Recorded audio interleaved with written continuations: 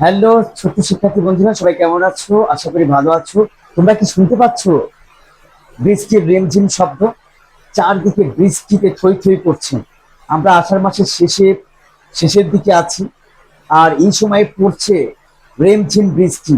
ইতিমধ্যে আমাদের বাংলাদেশের বেশ কয়েকটি জেলায় তলিয়ে গেছে অনেক এলাকা, প্লাবিত হয়েছে সেই এলাকাগুলো, এবং কঠিন দুর্ভোগে কাটছে সেখানকার মানুষের জনজীবন। তো আজকে এই বর্ষার মৌসুমে এবং চারদিকে যে বন্যা, এই বিষয়ে আমি তোমাদেরকে তিনটি ইংরেজি শব্দ শেখাবো। তোমরা শেখার জন্য প্রস্তুত হয়ে যাও। প্রথমে দেখো ফ্লাড। ফ্লাড, তোমরা বোর্ডে দেখো। ফ্লাড, ফ্লাড মানে কি? বন্যা।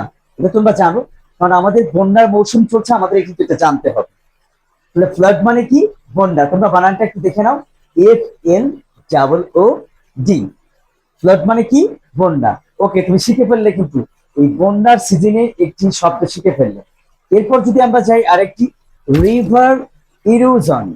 রিভার ইরোজন অর্থাৎ, দেখো তুমি স্ক্রিনে, রিভার ইরোজন অর্থাৎ নদী ভাঙ্গন।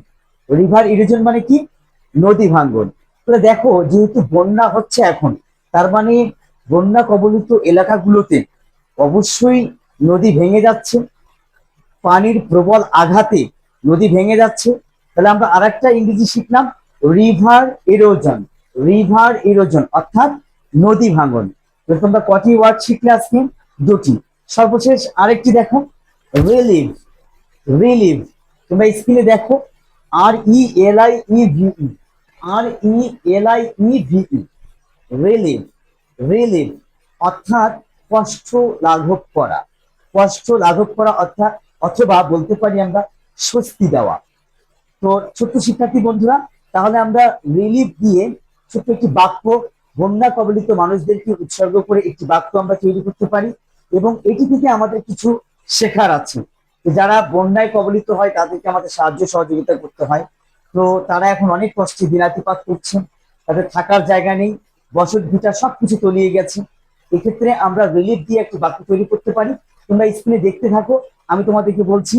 সেন্ডিং ড্রাই ফুড, ভালো করে বোঝো, sending dry food and clean water. Sending dry food and clean water, আমরা পাঠাতে পারি শুকনো খাবার এবং পরিষ্কার পানি। আমরা পাঠাতে পারি কি? শুকনো খাবার এবং পরিষ্কার পানি। উইল রিলিভ, উইল রিলিভ, কষ্ট লাঘব হবে। তাদের কষ্ট লাঘব হবে বা কষ্ট লাঘব হবে, এখনো হয়নি, আমরা পাঠাবো তারপর হবে, তারা পাবে তারপরে হবে। এরপর দেখো কি আছে এখানে, দা হাঙ্গার।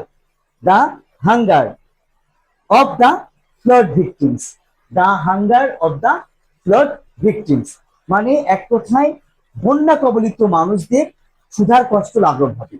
বন্যা কবলিত মানুষদের ক্ষুধার কষ্ট লাঘব হবে। আমি আবারও বলছি, ভালো করে দেখো, সেন্ডিং ড্রাই ফুড, ভালো করে দেখো স্ক্রিনে, sending dry food and clean water.